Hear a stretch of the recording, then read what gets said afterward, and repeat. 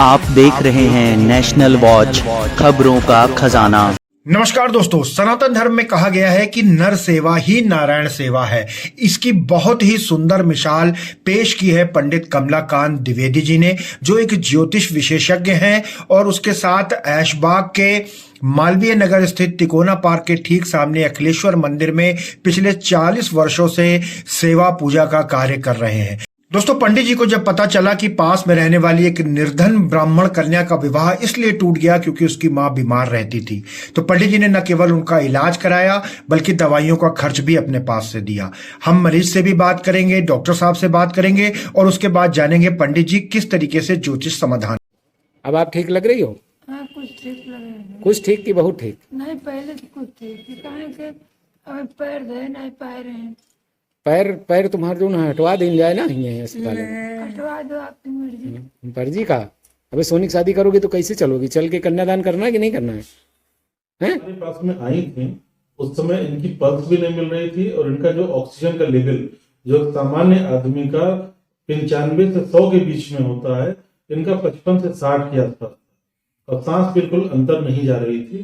तो इनको ऑक्सीजन पे रखा गया और ऑक्सीजन पे रखने के बाद ये 4 दिन तक हमारे पास डायरेक्ट ऑक्सीजन पे चली। इनके दिल में भी बहुत ज्यादा दिक्कतें थी।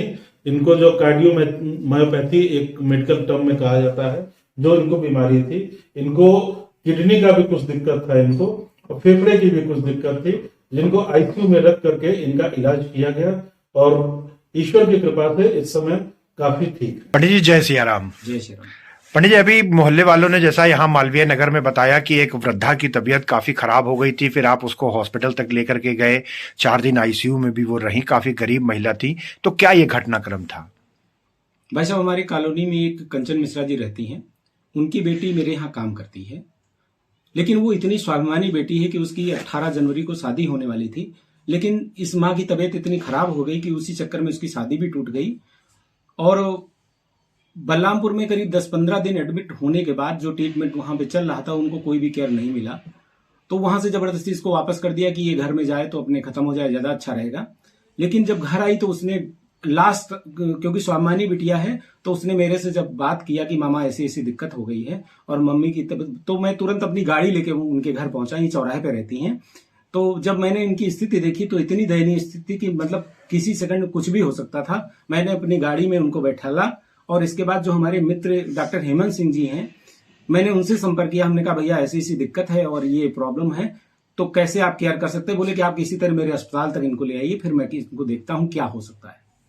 जी, कितने दिन फिर एडमिट रही और कितना खर्चा आया? पूरा 9 दिन एडमिट रही हैं, 4 दिन तो आईसीयू में रहे और 5 दिन का जो है जनरल के तरह से केयरिंग होती रही है। और कल मैं इन्हें 3 बजे डिस्चार्ज करा के वहां से लेके आया हूं। खर्चा अगर प्राइवेट सेक्टर की बात मैं बताऊं तो करीब 2-2.5 लाख रुपए का होता है, क्योंकि आईसीयू का खर्चा ही कम से कम 12 से 15 हजार रुपए पर डे का होता है। लेकिन मैं आप हृदय से मैं आभारी हूं Saraswati hospital and research centre का, जिसके जो निदेशक डॉक्टर हेमंत सिंह जी हैं।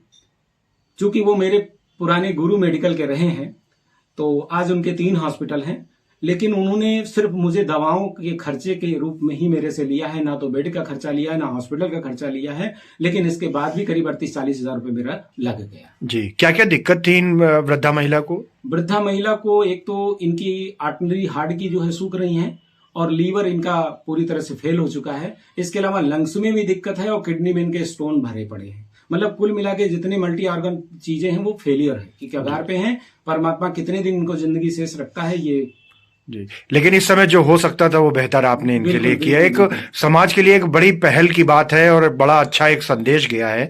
पंडित जी, यहाँ अखिलेश्वर मंदिर से और कौन कौन से ऐसे कार्य हैं, क्योंकि सृजन ज्योतिष के साथ आप लगातार जुड़े हुए हैं, और ऐसे कौन कौन से कार्य हैं जिसका लोगों को लाभ मिल रहा है?